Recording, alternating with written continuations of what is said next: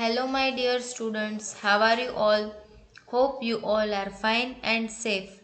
Welcome to the online classes of Green Valley International School. This is Mansi Thakkar, your English mentor, and today we are going to start the revision from chapter number 1. Right? So, now we will revise all the from chapter number 1, right? Since we have already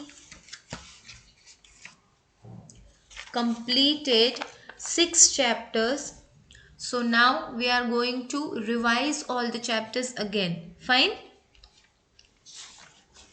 Now revision का starting हम कैसे करेंगे? तो we will start the revision with reading portion. Okay, कि जो भी आपको explanation में कोई डाउट रह गया हो, कुछ ना समझ में आया हो, तो you can understand it again.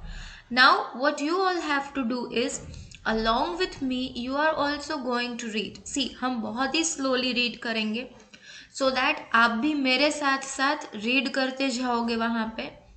And the task that you have to do is, इस पूरे चैप्टर में बहुत सारे न्यू वर्ड्स है, right? So you are going to circle at least 15 words, 15 new words आपको सर्कल करने हैं. I repeat, new words. ये जो रेड वाले हैं, जो ऑलरेडी आपकी टेक्स्ट बुक में हाईलाइट किए हुए हैं, वो नहीं. न्यू वर्ड्स जो आपको न्यू लगते हैं उन्हें आपको सर्कल करना है. ठीक है? So let's begin. Great lives. We all know that India became independent in the year 1947. There were many people who gave up everything, wealth, family, and comfort to fight for our independence. We remember them even today.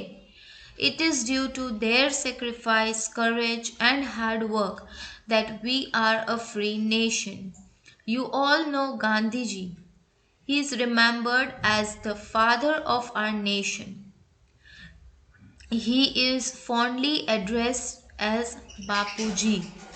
You all know, do you know how Nehru and Sarojini Naidu are remembered? Jawaharlal Nehru is known as Chacha Nehru. It is a Hindi word for uncle. Sarojini Naidu is known as the Nightingale of India. Sardar Patel is remembered as the Iron Man of India.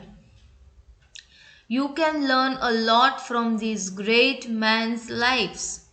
They were selfless, self-sacrificing, caring, honest and kind people.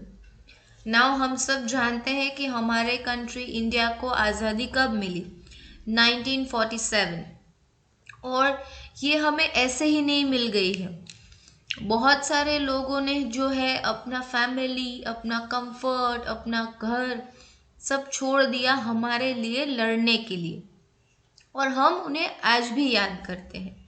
उन्हीं का ये जो sacrifice था, जो करेज था, जो hard work था, वो ही रीज़न है कि हम आज इतने free as a free nation है, राइट? और हम गांधी जी को तो जानते ही हैं. He is the father of our nation, राष्ट्रपिता, और हम सब उन्हें प्यार से बापू जी कहते हैं. नाउ गांधी जी के जैसे ही और भी बहुत सारे फ्रीडम फाइटर्स थे, जिनमें से एक थे नेहरू और सरोजिनी नायडू. नेहरू यानी जवाहरलाल नेहरू, जिसको हम प्यार से चाचा बुलाते हैं. चाचा यानी अंकल. एंड सरोजिनी नायडू को तो नाइटेंगल ऑफ इंडिया कहते हैं. मतलब you know, there is a bird nightingale. That bird sings very sweetly. Its voice is so sweet and so melodious. और वैसा ही वॉइस था सरोजिनी नायडू का, इसीलिए उनको नाइटेंगल ऑफ इंडिया कहते हैं. और थे सरदार पटेल, जिसको हम आयरन मैन ऑफ इंडिया कहते हैं, राइट? और इन लोगों की लाइफ से सीखने जैसा बहुत कुछ है। इनकी लाइफ बहुत ग्रेट थी। वो लोग सेल्फलेस थे, यानी अपने बारे में नहीं सोचते थे। सेल्फ सेक्रीफाइसिंग मतलब अगर उन्हें खुद कुछ भी त्याग करना पड़े तो they were always the first one to say okay I will do, right. Caring थे, ऑनेस्ट थे और काइंड थे। Gandhi ji stood for truth and ahimsa. It is not easy to be always to be truthful always. You need to be really brave to be truthful. He led a very simple life. He had just one change of clothes. He wore just a dhoti and no shirt on. और इनमें से गांधी जी जो थे वो हमेशा सच्चाई के साथ रहते थे और अहिंसा यानी कि नॉन वायोलेंस, मतलब कोई मारपीट नहीं करने की, जो भी है सच बोलो और शांति से करो। लेकिन it's not easy to always be truthful. बहुत सारा करेज चाहिए, बहुत ब्रेव होना पड़ता है। गांधी जी की लाइफ बहुत सिंपल थी। वो रेगुलर वो एक ही क्लॉथ पहनते थे, दैट वॉज जस्ट धोती, उस पर कोई शर्ट नहीं। Mohandas Karamchand Gandhi was a very simple man. Gandhi ji का पूरा नाम क्या है? मोहनदास करमचंद गांधी। वो एक बहुत ही सिंपल पर्सन थे। He did not believe in wealth. All that he had with him was a pen, an ink pot, a pair of glasses, a charkha, and a statue of 3 monkeys. The statue was always in front of him on his writing desk. Of the 3 monkeys, the first had its eyes closed, the second its mouth, the third its ears. Gandhiji explained that they reminded him always that he should see no evil, speak no evil, and hear no evil. So he always had it in front of him. Now, Gandhi ji पैसे में believe नहीं करते थे। उनके पास क्या था? एक pen, ink pot और अपने जो चश्मे थे वो एक चरखा और एक स्टैच्यू था 3 मंकीज का, जो वो हमेशा अपने राइटिंग डेस्क के सामने रखते थे। क्यों?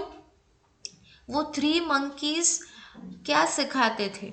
एक अपनी आईज क्लोज रखता था, दूसरा अपना mouth and third one years.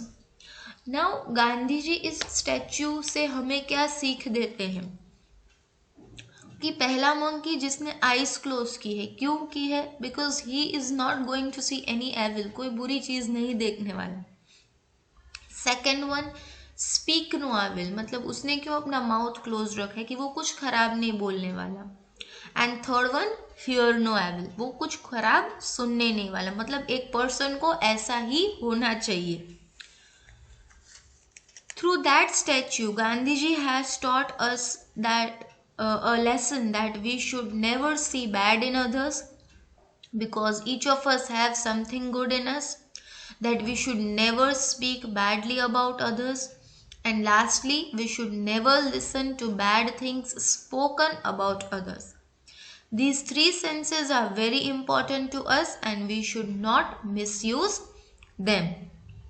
इस स्टैच्यू से गांधी जी ने हमें एक लेसन सिखाया है, और वो क्या है कि हमें किसी में भी कभी कुछ भी बुरा नहीं देखना चाहिए, because everyone is having something good in them and we should never speak bad about others. And also अगर कोई किसी की बुराई कर रहा है तो वो बुराई भी हमें सुननी नहीं है, राइट। हमारे जो ये 3 सेंसेस है वो हमारे लिए बहुत इम्पॉर्टेंट है और इसलिए हमें उसे कभी मिसयूज नहीं करना चाहिए, राइट।